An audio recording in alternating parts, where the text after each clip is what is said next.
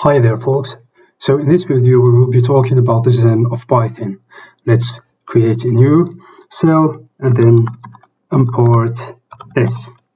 Run the cell. The Zen of Python by Tim Peters. Beautiful is better than ugly. Explicit is better than implicit. Simple is better than complex.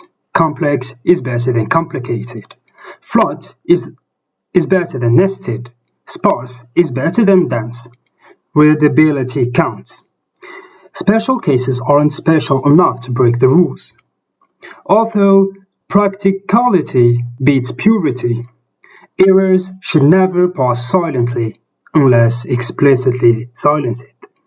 In the face of ambiguity, refuse the temptation to guess.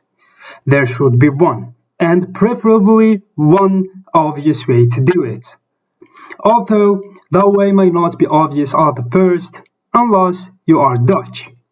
Now is better than ever, although never is often better than right now. If the implementation is hard to explain, it is a bad idea.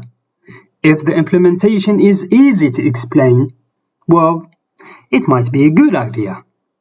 Namespaces are one honking great idea. Let's do more of those.